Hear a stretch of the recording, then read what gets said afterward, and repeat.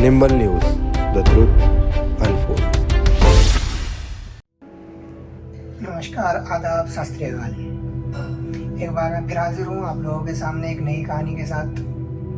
आज की जो कहानी है वो एक डकैती के बारे में है, बैंक डकैती की। और ये डकैती कुछ इस तरीके से हुई, इस तरीके से इसको अंजाम दिया गया जिसने लोगों को सोच में डाल दिया। पुलिस को इस तरीके से गुमराह किया गया, उसको रास्ते से भड़काया गया,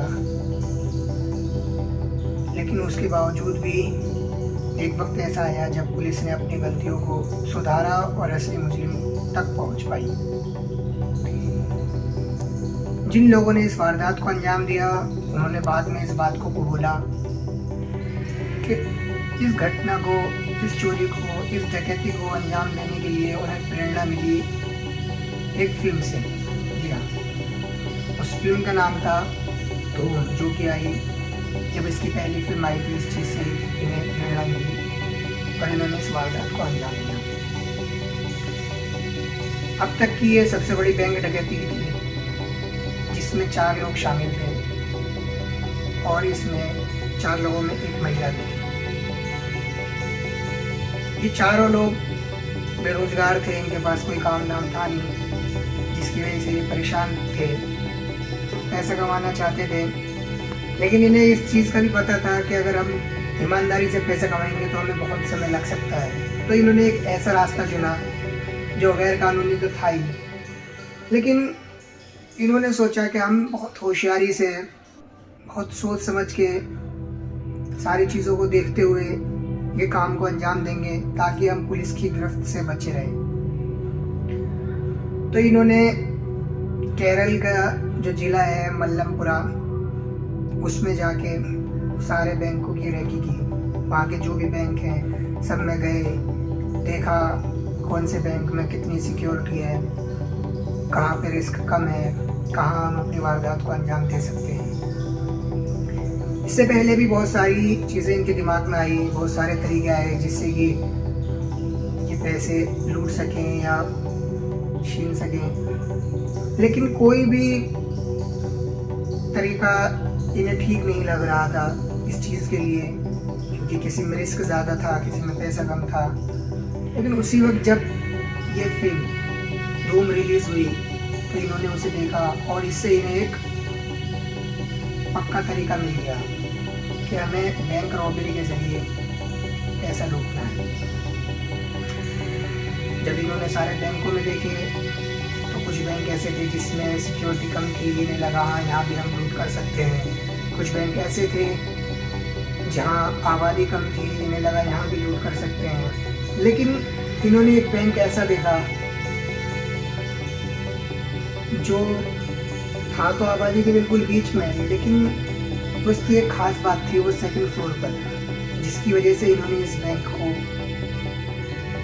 बैंक का चयन किया लूट के लिए कि हमें यही बैंक लूटना है। इसकी भी एक खास वजह थी जो कि मैं भी आपको बताऊंगा। याद रखिएगा, बैंक जो था वो सेकंड फ्लोर पर था। फर्स्ट फ्लोर पे इससे पहले एक रेस्टोरेंट था जो कि खाली हो चुका था। अब उसका ओनर भी चाहता था कि कोई और आए किराए पे उस जगह को ले, तो उसने एक बोर्ड लगा रखा था, एडवर्टीजमेंट किराए पे देने के लिए। तो ये लोग एक प्लान बनाते हैं जिसमें ये चीज़ शामिल होती है, जाके ग्राउंड फ्लोर उसका किराए पे देते हैं, जिसके लिए 50,000 रुपये वो एडवांस भी देते हैं किराए के लिए। और जो उसका ओनर होता है उसे बताते हैं हमें यहाँ रेस्टोरेंट खोलना है, इसलिए तैयारियाँ भी करते हैं, फर्नीचर भी आता है, कुर्सियाँ, टेबल, चेयर सब आ रही होती हैं, पैसा भी लगाते हैं उसमें, सबको दिख रहा होता है, सबको लग रहा होता है कि हाँ यहाँ रेस्टोरेंट खुलेगा। आसपास के लोग देखते हैं और बाकायदा ये लोग वहाँ पे बोर्ड भी लगाते हैं कि अभी अंदर काम चल रहा है, रेनोवेशन का, हम तोड़ के बना रहे हैं। नवंबर 2007 में इन्होंने ये जगह रेंट पर ली थी, ग्राउंड फ्लोर, और ये उसमें एक बोर्ड लगाते हैं कि 8 जनवरी 2008 को ये रेस्टोरेंट ओपन हुआ, तब तक के लिए काम चल रहा है। तो बैंक वाले भी, बैंक का स्टाफ भी और आसपास के लोग भी, सिक्योरिटी गार्ड भी सब देखते हैं कि चलो काम चल रहा है, रेस्टोरेंट खुल रहा है, हमें भी खाना वगैरह के लिए ज़्यादा दूर नहीं जाना पड़ेगा, सारी चीज़ें यहीं मिल जाएंगी, तो सब संतुष्ट होते हैं, किसी को कोई शक नहीं होता। बीच बीच में ये लोग किसी न किसी को किसी बहाने से अंदर भी लेके जाते रहते हैं ताकि लोगों को शक ना हो और लोग संतुष्ट रहें। लेकिन अंदर काम जारी था इनका। इन्होंने बैंक में जाके कई बार देखा, इस चीज़ को परखा, जानकारी निकाली कि बैंक का स्ट्रॉन्ग रूम कहाँ है जहाँ पे सारा सोना होता है या सारा पैसा होता है। और नीचे फिर रेस्टोरेंट में से अपने उस जगह को ढूंढा और वहाँ पे इन्होंने छत के ज़रिए खुदाई का काम चालू किया ताकि बैंक को लूट सके। अब क्योंकि बाहर सब लोगों को पता था कि अंदर काम चल रहा है, इस वजह से आवाज़ें पर इतना गौर भी नहीं दिया जाता था। इन्होंने सारी चीज़ें पहले से तय कर रखी थी, हमें कौन से दिन बैंक को लूटना है, किस दिन हमें फाइनल होल करके बैंक में घुसना है। तो 30 दिसंबर को इन्होंने इस वारदात को अंजाम दिया और 29 दिसंबर की रात को इन्होंने अपने जो भी प्लान बनाया था उसमें एक आखिरी कील ठोकी उसे पूरा करने के लिए। क्योंकि संडे का दिन था, बैंक की आमतौर पर संडे की छुट्टी होती है, कोई स्टाफ वहाँ होता नहीं है, तो इन्होंने पहले से ही कौन से टाइम बैंक में जाना है, कौन से दिन जाना है, ये सारी चीज़ें पहले से ही तय कर रखी थी।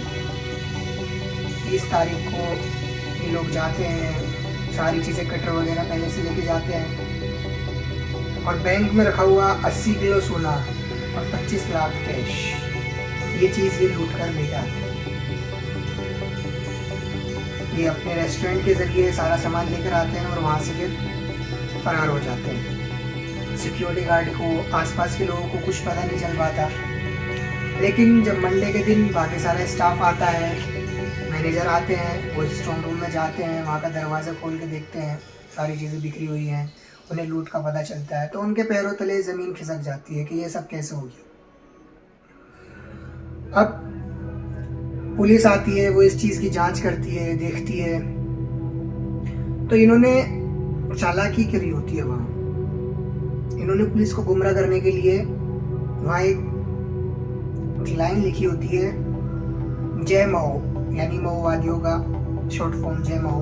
नक्सलवादी जो होते हैं वो अक्सर केरला या उसके आसपास की ऐसी जगहों पे छोटे बड़े बैंक, एटीएम वगैरह लूट लेते हैं। तो इन्होंने शक उनकी तरफ घुमाने के लिए इस हरकत को किया। जाहिर सी बात है, पुलिस का शक भी नक्सलवादियों की तरफ ही गया होगा इसे पढ़ के, और उन्होंने अपनी इन्वेस्टिगेशन को नक्सलवादियों की तरफ मोड़ दिया। अब वो अपनी इंफॉर्मेशन के ज़रिए, अपने इन्फॉर्मर के ज़रिए जो भी उन्हें इंफॉर्मेशन देते हैं, छत्तीसगढ़ तक जाती है केरल की पुलिस, क्योंकि इतना बड़ा मामला, लगभग 8 करोड़ की लूट का मामला था। उस वक्त की देश की सबसे बड़ी लूट थी। तो छत्तीसगढ़ जाके वहाँ के लोगों पर, जिन पर शक होता है, दबिश देती है। हालांकि इस दौरान इन्हें गुमनाम कॉल भी आते हैं जिसमें बताया जाता है कि फला होटल में, फला कमरे में एक शख्स रुका हुआ है जो नक्सलवादी है और उसका उस रॉबरी से, बैंक रॉबरी से में शामिल था वो। ये खबरें पुलिस को मिलती है गुमनाम कॉल के जरिए। पुलिस इस होटल में जाती है, देखती है वहाँ जाके कमरे में, सच में वहाँ पे 1 किलो सोना मिलता है और वो ये वही सोना होता है जो बैंक में लूटा गया था। इस तरीके से पुलिस को पूरा पक्का यकीन दिलाया जाता है कि ये सब नक्सलवादियों ने किया है।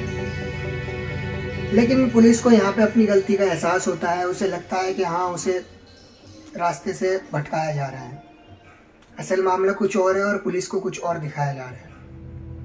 वो फिर दोबारा से वापस शुरुआत पे आती है, अपनी बैंक के नीचे वहाँ पे ढूंढते हैं। हालांकि इससे पहले भी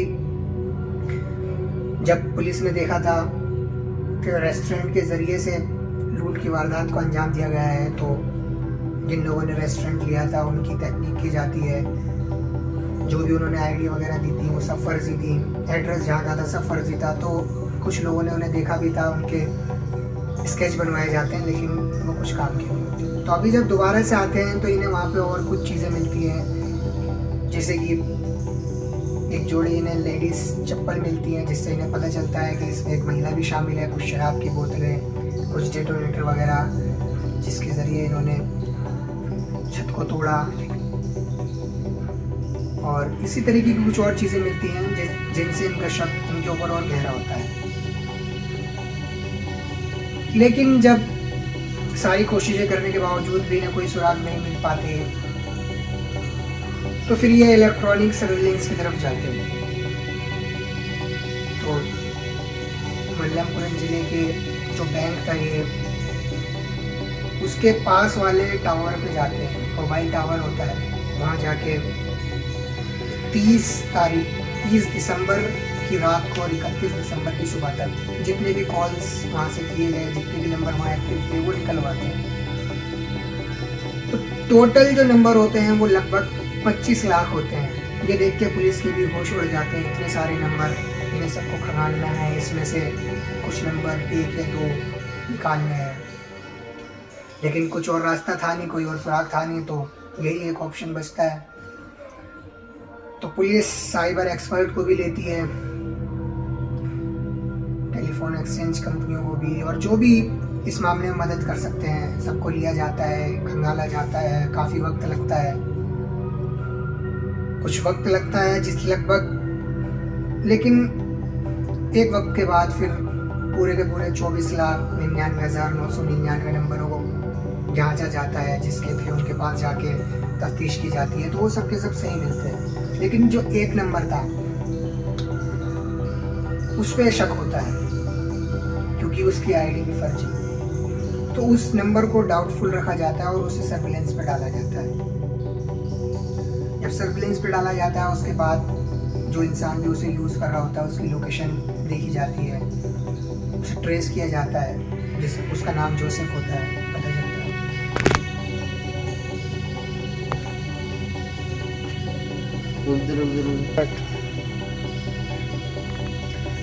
जब उसका नंबर सर्विलेंस पर डाला गया तो उसे ट्रेस किया गया, कुछ उसकी डिटेल्स पता लगी, उसका नाम जोसेफ था, लोकेशन उसकी पता लगी, तो पुलिस वाले वहाँ गए। केरल पुलिस ने उसे वहाँ से उठाया, वो पकड़ा गया, उससे टॉर्चर किया गया, उससे पूछा गया, तो कुछ टाइम में ही वो टूट गया। 3 और लोगों की भी निशानदेही की, उन्हें भी उठा लिया, तीनों को, 4 लोगों को पुलिस ने पकड़ लिया। उसके बाद उनसे जो माल बरामद हुआ, काफ़ी हद तक तो वो लुटा चुके थे, क्योंकि इतना पैसा उनके पास जब आया, उन्होंने खूब अय्याशी करी, दोनों हाथों से पैसे को लुटाया, खूब बर्बाद किया। लेकिन जब आखिर में पुलिस ने उन्हें पकड़ ही लिया, फिर उन्हें जेल में डाला गया। उनका केस भी चला काफ़ी लंबे समय तक कोर्ट में। तो जब उनका फैसला आया, तो 3 जो पुरुष थे, तीनों को 10-10 साल की बामशक्कत सज़ा हुई, और जो एक महिला थी उसको 5 साल की सज़ा हुई, जिसमें से तकरीबन 5 साल के बाद इनका फैसला आया था। तो ऑलरेडी महिला को 5 साल 10 महीने हो चुके थे, तो ऑलरेडी महिला को 5 साल और कुछ महीने हो चुके थे जेल में रहते हुए, इस वजह से उसे छोड़ दिया गया। तो ये एक ऐसी कहानी थी जिसमें इन 4 लोगों ने पुलिस को इस तरीके से घुमाया, इस तरीके से रास्ते से भड़काया कि एक बार को पुलिस भी भटक गई। लेकिन आखिर में पुलिस के हाथ चोरों तक पहुंच ही गए।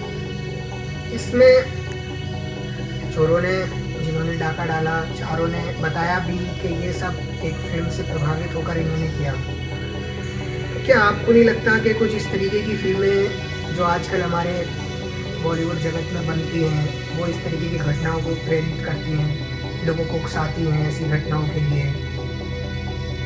ऐसी गैर कानूनी कामों के लिए? तो जो भी आपका इस पर सुझाव हो वो आप मुझे मेल करके बताइएगा। बाकी आज के लिए बस इतना ही। मिलते हैं आपसे कल किसी और नई कहानी के साथ। तब तक बने रहिए हमारे निर्मल न्यूज़ चैनल पर, और अपनी फैमिली का और अपना ख्याल रखिए। धन्यवाद।